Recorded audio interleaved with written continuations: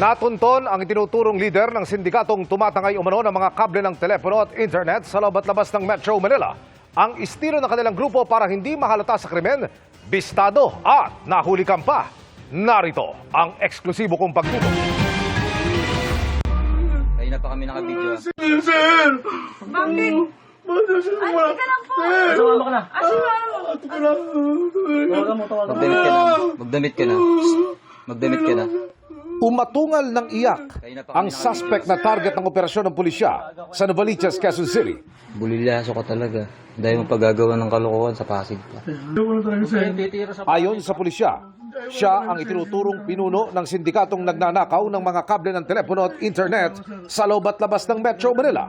Ang siyam na iba pa niyang kasama, una nang nahuli sa Pasig nitong nakaraang linggo. Sa mga profile nila, kanya-kanyang iba't ibang probinsya pinanggalingan nila. Yung iba, construction worker, yung iba, call center agents.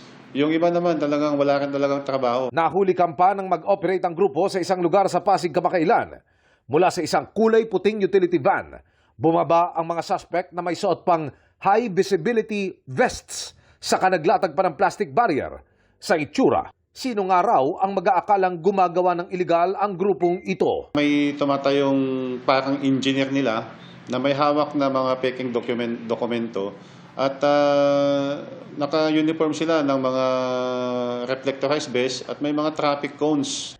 Pagkatapos sa karaw bubuksan ng mga ito ang kalapit na manhole, pasalamat ng pulisya, may tumawag sa kanilang tila ba nagduda sa ikinikilos ng grupo kaya agad silang nakapag-operate.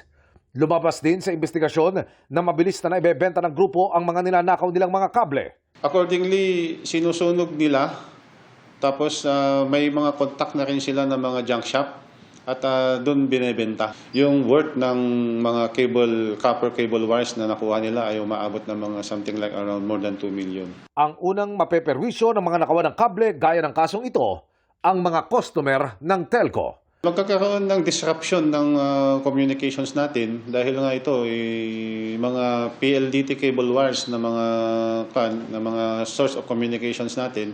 So mawawala tayo ng communications dahil ito sa mga pinuputol na mga wires. Bukod sa caliber 38 na baril na nakuha sa isa sa mga suspect, nakuha ng pulisya mula sa kanila ang mga gamit pang construction, mga ebidensyang ginamit sa operasyon ng grupong kinasuhan na ng paglabag sa RA 10515 o Anti-TV and Internet Cable Tapping Act. The community is the police and the police is the community.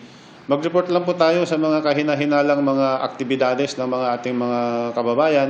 Para sa GMA Integrated News, Emil Sumangil, nakatutok 24 oras.